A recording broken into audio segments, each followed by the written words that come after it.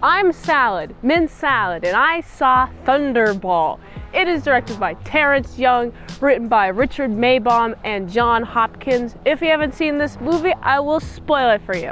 This movie starts with an incredible plan to steal nukes. It's very convoluted, but it works. They have a guy change his face using surgery to look like a pilot of this ship. This ship is training and they're doing some test runs. He apparently knows a lot about how to fly a plane because he's imperceivable as anybody else other than the pilot, by the way. He has his own oxygen and he has this gas that he puts into the main oxygen tank, puts it in, and everyone starts breathing this oxygen concoction death gas, and they all just end up dying because not only does he take hijack of the plane and while they're all passed out, he lands in water. He has his own oxygen so he's not drowning, but all of these people, if they ever get anything other than the gas and they start getting oxygen again, then they're in the bottom of the ocean and their heads are exploding because of pressure.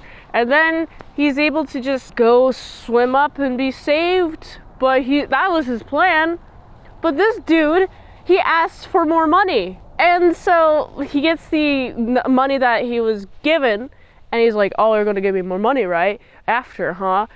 And instead of being saved, he gets, there goes the cut of the oxygen, so that guy dies. You should have not asked for more money. You're betting that you have more power than you do with a bunch of evil guys, and lo and behold, you die. Good job. You could have been saved, but you didn't. Bad job. So now they take the nukes, and they have the original airplane, they cover it in like the disguise thingy under the water, and it's imperceivable. It's crazy how it's hard to see the plane. You can't see the plane at all from the sky. And now we got the nukes took us to a different location. Not to mention that now that they got the nukes secured, this organization's like, all right, now it's time for us to blackmail. Hey, we got these nukes. You give us money or else we're going to destroy a bunch of towns, okay? And of course, the governments are like, we have to adhere to their demands. And James Bond comes in. This is where James Bond comes in. He's tasked to find out some more information about what's going on here. And basically, the entire movie is water fight scenes. There's a lot of water in this. For a movie called Thunderball, there is a surprising lack of thunder and balls. Although James Bond has balls, but where are the thunderballs, man? I was expecting electricity. And there's no electricity. It's just everyone's just fighting underwater with spear guns. This movie kind of jumps the gun. It goes from kind of grounded, very chill, but very also cool. There's some spectacularness to it, but it's all an exaggeration of the best qualities of men. This movie, we just get introduced to wacky gadgets. He jetpacks. Where did the jetpack come from? And there's just a bunch of gadgets involved, and including this rebreather. He puts on his mouth and he breathes through his mouth, and I guess it takes oxygen from the water.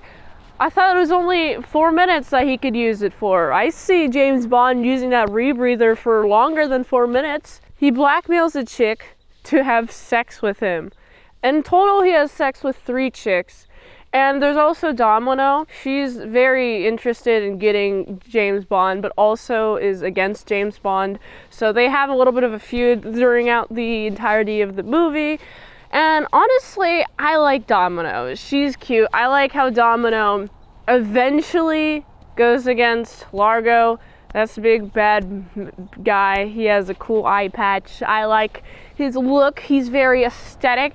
And I'm like, I like this movie. It's kind of wacky, but it's also rule of cool. I feel like this movie just embodies rule of cool. Seeing James Bond navigate the social climate and also have to deal with a bunch of violent people against him, pow, pow, pow, pow, and he always finds his way. The part of the movie that kind of is like an portion for me is how long the water fight scene is. I feel like it goes for too long and there's just too much water. I do like when James Bond eventually does find the plane and he's like, oh yeah, this was stolen. Oh, and it's underwater. where did the nukes go? And then he has to find the nukes. He finds one nuke eventually. And then there's a lot of convoluted stuff he has to go through to get the second nuke. And then the second nuke is got, he gets Domino to kiss him. Wah. And then that's pretty much the end of the movie. It's really cold out here. I had not mentioned at all how cold it is out here, but it's 20 degrees and I have no arm things at all. I just wanted to cosplay as that chick with the boa, but I don't own a boa, so I'm wearing the closest thing to it. It's pretty cold out here, but what do you think of Thunderball? I enjoyed Thunderball. It's definitely a fun experience. I really like the blue dominant color palette of the movie, especially since it's taking place, a quarter of it takes place underwater. I like how simple it is for me to see which guy is bad, which guy is good. Obviously, Sean Connery does a great job with Love Is Zingers, and the chemistry between him and Domino and what changes with the relationship as time goes on, I liked that. So I gotta give this movie, it's a solid 6.9 out of 10. If you like this review, watch another on the platform who likes that. $20 dinos, patreon.com/ASEPresents. One movie review per 1 month. Go to this link to support the daily grindiness with all the daily blue reviews. So go here. And until next time, I'm in Salad Saw. I'll see you later to my sour croutons and bacon bits. This is not the same length. Oops. It's time for me to leave though. Whew. This is very icy.